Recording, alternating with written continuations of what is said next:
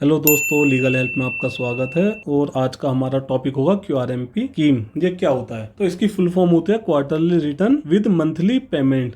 देखिए, आज का जो हमारा टॉपिक है उसमें 50% में ये नाम से ही मेंशन हो जाता है कि हम किस बारे में आज बात करेंगे। 50% नॉलेज आपको इस नाम से ही मिल जाती है। अब इस वीडियो को हमें बनाने की जरूरत क्या पड़ी? जनरली मैं एक अकाउंटेंट से बात करता हूँ तो उनको पता होता है कि हमें GST-R1 और 3B फाइल करनी है। कब फाइल करनी है? एक तो मंथली बेसिस पे फाइल करनी है, दूसरा उसको क्वार्टरली बेस पे फाइल करनी होती है। ठीक है सर, जब क्यूआरएमपी स्कीम गवर्नमेंट लेके आई तो उन्होंने बहुत सी चीजें यहाँ मेंशन करी जो एक अकाउंटेंट को 90% मालूम ही नहीं होता है कि इसका हमें करना क्या है। सिंपल उनको मालूम होता है कि उनको R1 फाइल करनी है और GST-R3 भी अपनी फाइल करनी है। कब करना है? इसके केस में मंथली फाइल करना है। अगर हम ये स्कीम एक अकाउंटेंट सेलेक्ट करता है तो क्वार्टर में एक बार इसकी रिटर्न फाइल करता है। जबकि अगर मैं पूरे लॉ की बात करूं एक क्यूआरएमपी स्कीम को लेकर, ये नहीं है। इसमें और भी चीजें गवर्नमेंट ने मेंशन की है जिसको एक अकाउंटेंट इग्नोर करता है, जिसकी वजह से नोटिस आने के काफी चांसेस बन जाते हैं। जनरली जब एक अकाउंटेंट किसी भी स्कीम को सिलेक्ट करता है, किसी भी स्कीम को लाइक क्यूआरएमपी स्कीम को सिलेक्ट करता है, तो उसके मन में इस टाइप के क्वेश्चन होने चाहिए कि इसकी ड्यू डेट क्या होगी, इसकी पेमेंट हमें कब करनी है, आईएफएफ क्या होता है, कब फाइल करनी है, इसको R1 अपनी कब फाइल करनी है क्यूआरपी के केस में, और 3B के केस में आपको ये कब फाइल करनी है। तो ये 3B कब फाइल करनी है ये होनी चाहिए। इसके अदर भी और क्वेश्चंस हैं जो अब हम आपको यहाँ बताएंगे। तो अभी मैं यहाँ पे स्टार्ट करता हूँ। ये आईएफएफ होता क्या है, और यहाँ पे मैं GST-R1 को मेंशन करता हूँ। GST-R1 क्या होता है और आईएफएफ क्या होता है। तो आईएफएफ में B2B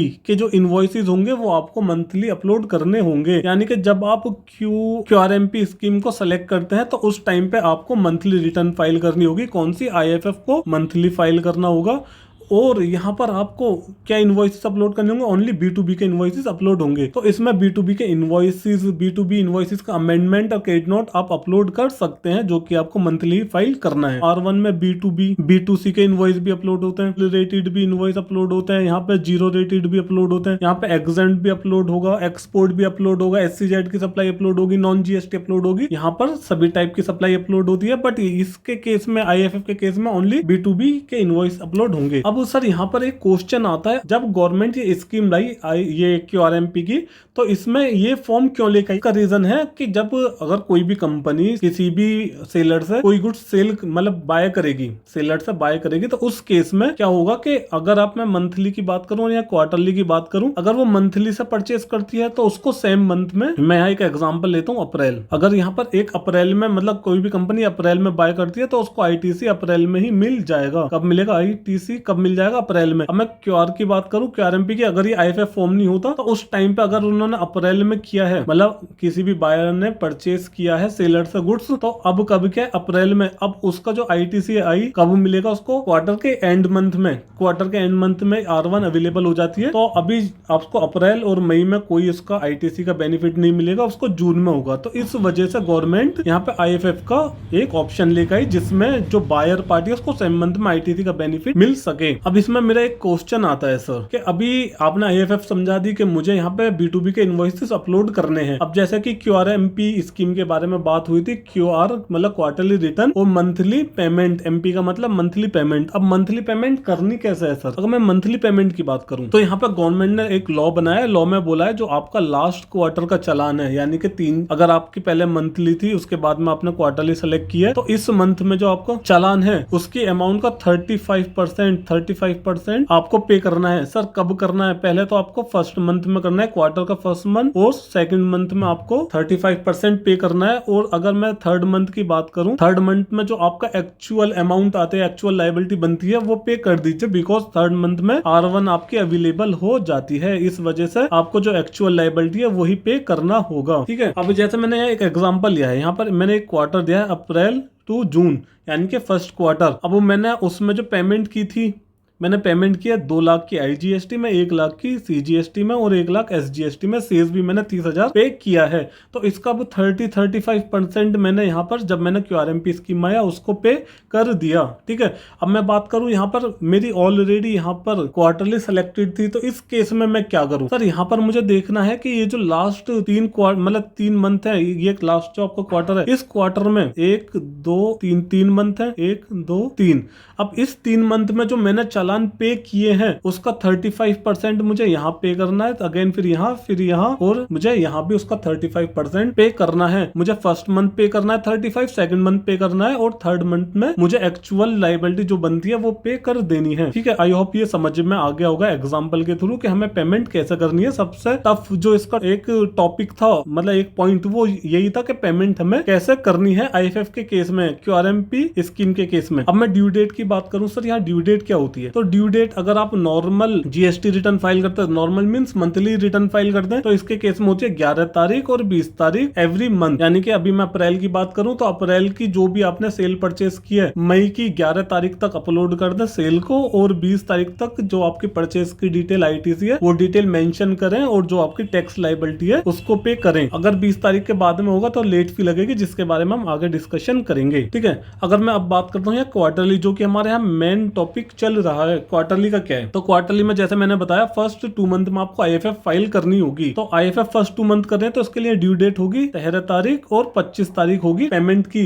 मैंने बताया ना आपको, जो लास्ट चालान पे किया है उसका 35% पे करना है। कब तक करना है? 25 तारीख एवरी मंथ। यानी कि आपको अप्रैल की डिटेल्स अपलोड करनी है तो मई में होगी, तो 13 मई तक आप अपनी अप्रैल की आईएफएफ फाइल कर दीजिए, और जो पेमेंट बनती है अप्रैल की 35% की वो 25 तारीख तक आप पे कर दीजिए। अब मैं यहाँ बात करता हूँ जब आपका थर्ड मंथ आता है क्वार्टर का, तो उस केस में क्या, यहाँ पर जीएसटी R1 और 3 भी अवेलेबल हो जाती है। कब होती है? ये अवेलेबल हो जाती है 1 तारीख को, यानी कि आप जून की बात करेंगे तो 1 जुलाई को अवेलेबल हो जाएगी R1 आपकी। तो इसके केस में सर ड्यू डेट सेम रहती है, जो आईएफएफ की है 13 तारीख सेम। बट अब जब यहाँ पर अपनी 3 भी फाइल करेंगे, यहाँ पे स्टेट वाइज डेट होती है। लाइक कुछ स्टेट ने इसमें 20 तारीख अपनी दी हुई है 3B के केस में, कुछ ने 22 और कुछ ने 24। तो जो भी आपकी स्टेट है उसके अकॉर्डिंग आप एक बार गूगल पे चेक करें और अपनी जीएसटीआर 3B टाइम से फाइल करें। अब सर मेरे यहाँ एक क्वेश्चन आता है, क्वेश्चन क्या होगा कि सर मुझे ये क्यूआरएमपी स्कीम सेलेक्ट करनी है तो ये कब करनी है? तो मैंने यहाँ बताया है ये तो स्टार्टिंग डेट होगी ऑप्शन ओपन होने की, यानी कि अगर आप मैं बात करूँ फर्स्ट क्वार्टर अप्रैल से जून आप सेलेक्ट करना चाहेंगे तो 1 अप्रैल से अवेलेबल हो जाएगा। ठीक है, अब सेकंड की बात करूँ 1 मई, थर्ड की बात करूँ 1 अगस्त, अगर मैं अक्टूबर की बात करूँ 1 अगस्त से इसका ऑप्शन अवेलेबल हो जाएगा, जनवरी की बात करूँ तो 1 नवंबर से, और सब कब तक अवेलेबल रहेगा ये मैंने इस लाइन में मेंशन किया है। अब इसके बाद सर ये डेट निकल गई तब क्या होगा? सर ऑप्शन ही ब्लॉक हो जाएगा, फिर आप जो भी उसमें है, लाइक आपने क्वार्टरली सेलेक्ट किया हुआ है लास्ट क्वार्टर में, तो इस क्वार्टर में भी आपकी क्वार्टरली चलेगी। अगर आपने मंथली सेलेक्ट किया हुआ है तो आपकी मंथली भी यहाँ सेम चलती रहेगी जब तक आप चेंज नहीं करेंगे। अब इसके बाद में एक क्वेश्चन आता है अपना कि मुझे अपना मतलब क्यूआरएमपी स्कीम या तो सेलेक्ट करना है या इसको हटाना है। तो मैं कैसे हटाऊंगा सर? पहले तो आपको लॉग इन करना है, लॉग इन करने के बाद में आपको सर्विसेज पर जाना है, सर्विस के बाद में आपको रिटर्न पर जाना है, रिटर्न के बाद में आप वहां पर मिलेगी ऑप्ट फॉर क्वार्टरली रिटर्न, यहाँ सेलेक्ट कीजिए। यहाँ पर आपको ऑप्शन मिल जाएगा टाइप के 2 ऑप्शन, यहाँ मंथली और यहाँ क्वार्टरली। अगर आप चाहते हैं कि आपका मंथली रखना है तो मंथली सेलेक्ट कीजिए, आप चाहते हैं क्वार्टरली रखना है क्वार्टरली अपना सेलेक्ट कीजिए, देन वहां सेव कर दीजिए। ठीक है, एक क्वेश्चन आपका सर ये सॉल्व हो जाता है। अब इसके बाद में आता है आपका क्वेश्चन है क्या ये जो क्यूआरएमपी स्कीम है ये सभी टैक्स पेयर के लिए अवेलेबल है? अभी मैं बात करता हूँ या रेगुलर के केस में। रेगुलर के केस में अगर आपका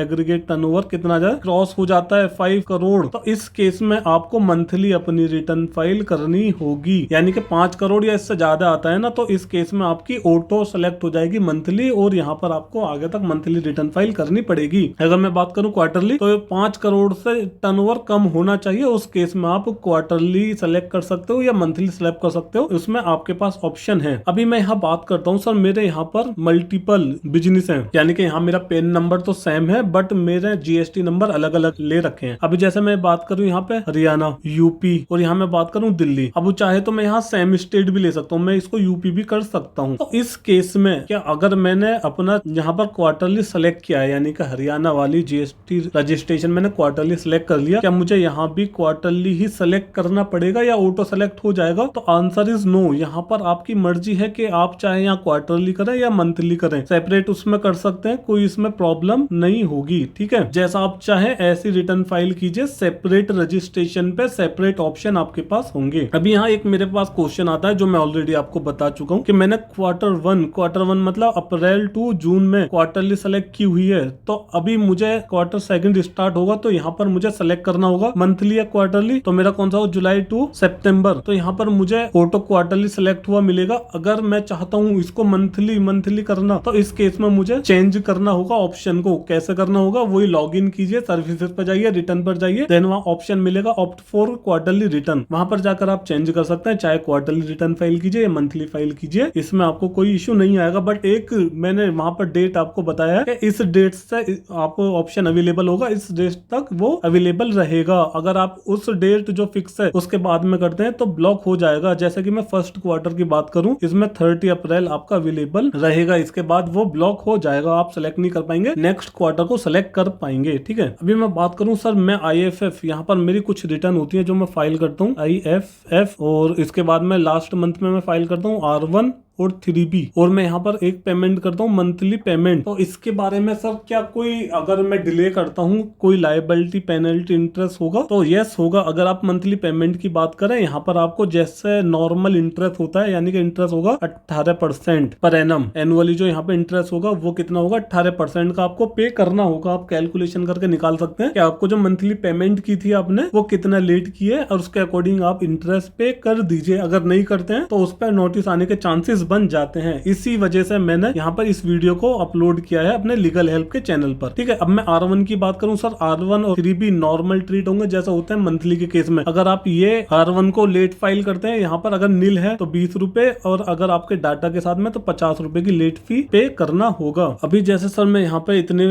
मतलब ये फॉर्म को QRMP की स्कीम में फाइल करता हूँ, तो अगर ये डिले होते हैं या फाइल नहीं करता हूँ तो इस केस में क्या मुझे कोई लेट फी इंटरेस्ट पे करना होगा? यस, आपको पे करना होगा। अगर मैं IFF की बात करूं, IFF के लिए 13 तारीख नेक्स्ट मंथ की ड्यू डेट होती है। अगर आप करेंगे यहां तक रिटर्न फाइल कर सकते हैं, अगर नहीं करते तो ये ब्लॉक हो जाएगी, तो इस पर आपकी कोई भी लेट फी नहीं होगी। ठीक है, मंथली पेमेंट, तो इसके केस में आपको 18% का पर एनम इंटरेस्ट पे करना होगा। कैलकुलेशन कीजिए, पे कीजिए, और यही एक ऐसा पॉइंट है जिसकी वजह से नोटिस आने के चांसेस काफी ज्यादा होते हैं, क्योंकि आपको मालूम ही नहीं है कि आपको मंथली पेमेंट करना है अगर आपने QRMP की स्कीम सेलेक्ट किया हुआ है। अब मैं यहाँ पे R1 और 3B की बात करूं तो R1 में तो सिंपल है, अगर आप 13 तारीख की बात करेंगे तो यहाँ पर आप रिटर्न तो फाइल कर लेंगे, बट जो आपकी बायर पार्टी है उसको ITC का बेनिफिट नहीं मिलेगा। तो इस वजह से यहाँ पर अपनी टाइम से रिटर्न फाइल कीजिए ताकि बायर पार्टी टाइम से बेनिफिट ले सके। अब मैं 3B की बात करूं, 3B में सिंपल है, अगर आप 3B को नील पे फाइल करते हैं तो यहाँ पे 20 रुपए पर डे का होगा, और मैक्सिमम यहाँ पर कितना होगा, मैक्सिमम होगा